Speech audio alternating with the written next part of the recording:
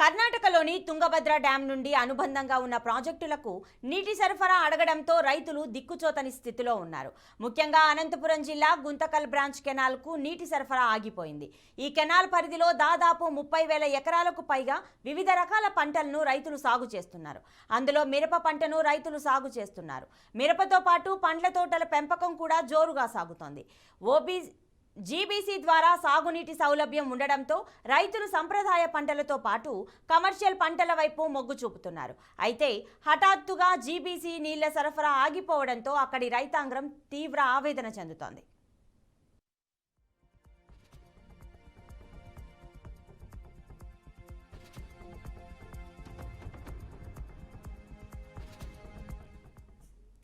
ఇక జీబీసీకి నీటి సరఫరా ఆగిపోవడంతో ఏ రైతును కదిలించినా కన్నీటి కథలే వినిపిస్తున్నాయి. చేతికొచ్చిన పంట నోటిదాకా రాకుండా పోతోందని తీవ్ర ఆవేదన వ్యక్తం చేస్తున్నారు. లక్షలాది రూపాయల పెట్టుబడితో వ్యవసాయానికి సంసిద్ధమైన తమకు అర్ధాంతరంగా నీటిని ఆపేసి తీవ్ర ఇబ్బందులకు గురి చేస్తున్నారని అటు ప్రభుత్వంపై అధికారులపై మండిపడుతున్నారు. సాధారణంగా ఫిబ్రవరి నెల చివరి వరకు జీబీసీకి నీటి సరఫరా జరిగేది. కానీ 2 నెలల ముందే నీటి సరఫరా ఆపివేయడంతో తీవ్ర ఇబ్బందులు ఎదుర్కొంటున్నామంటున్నారు రైతులు.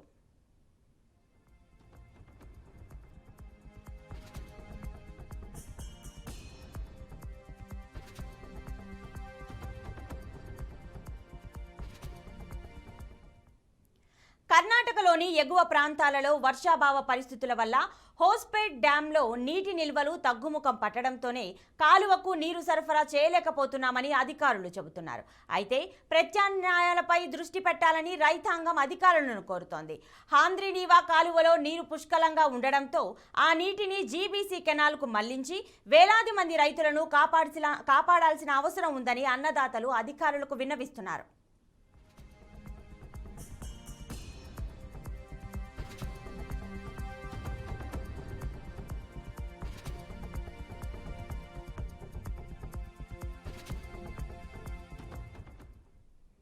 మరి గతంలోనూ ఇదే ప్రయోగం చేసి పంటలను కాపాడుకోగలమని అధికారులకు దృష్టికి తీసుకెళ్తున్నారు.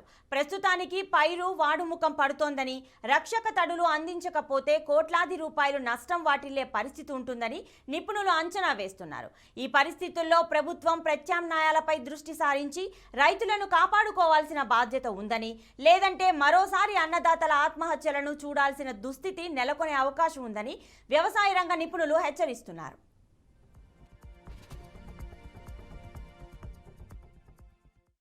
నేను 15 ఎకరాల మిరప సాగు చేశాను.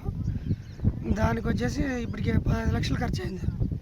ఇంకా 10 లక్షలు కాబెడుతుంది. మాకు జనవరి ఆఖరి వరకు నీళ్ళు వదిలింటే పంట సమగ్రంగా మా చేతికి వస్తుండే. ఇప్పుడు మధ్యలో వచ్చేసి బంద్ అయింది కాబట్టి తీవ్ర ఇబ్బందులు పడుతున్నాం సార్ మేము.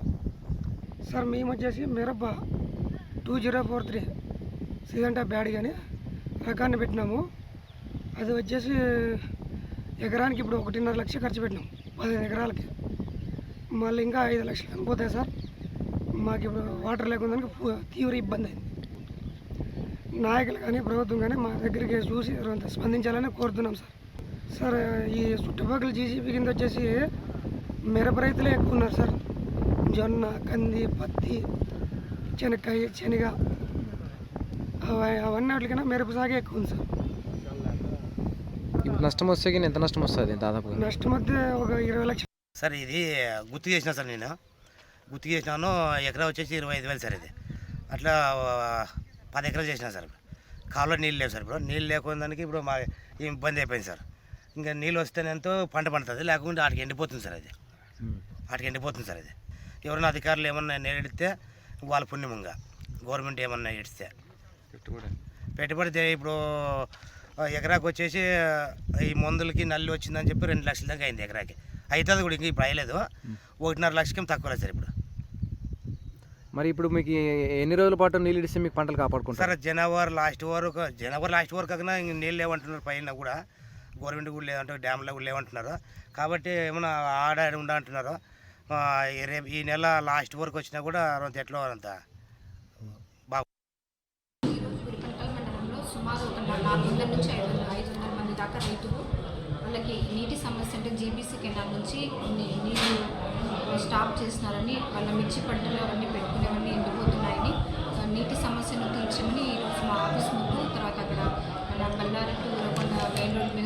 ధర్నా చేసినారు. ఈ సమస్య మీద మేము ఉన్నతాధికారులను ఆర్డీఓ గారికి తెలియజేసినాము. ఆర్డీఓ సార్ కూడా కలెక్టర్ మేడంతో మాట్లాడి హెచ్ఎన్ఎస్ఎస్ ఎస్సీ గారితోనూ మరియు జీబీసీ కెనాల్ ఎస్సీ గారితోనూ మాట్లాడి వాళ్ళు దీని మీద సమీక్ష అంటూ నిర్వహించి తొందరలోనే నిర్ణయం తీసుకుంటామని తెలియజేస్తున్నారు. ఇంకా మేము మళ్ళీ ఒకసారి ఆర్డీఓ గారితో మాట్లాడి వెంటనే దీని మీద తగు చర్యలు తీసుకోవడానికి మేము కూడా నివేదికను పై అధికారులకు పంపిస్తాము. ఈరోజు రైతులంతా జీబీసీకి నీళ్ళు కావాలని చెప్పేసి మిడిపనకల్ తహసీల్దార్ ఆఫీస్కి వచ్చారు. మేము ఇక్కడున్న సిచ్యువేషన్ని మా హైయర్ ఆఫీసర్స్కి అన్నిటికీ ఎక్స్ప్లెయిన్ చేశాము. వాళ్ళు కూడా సానుకూలంగా స్పందించి మేము మా ఎస్సీ గారితో మాట్లాడి రైతులకు సాధ్యమైనంత వరకు వాళ్ళకు ఫేవర్గా వచ్చేలాగే చూస్తున్నాము. మాకు ఈసారి వర్షాభావ పరిస్థితులు లేనందువల్ల డ్యాంలో అనుకున్నంత నీటి నిల్వ లేకపోవడంతో ఈ పరిస్థితి ఏర్పడింది. ఇప్పటికి ప్రజెంట్ ఓన్లీ 11.6 టీఎంసీనే ఉంది వాటరు.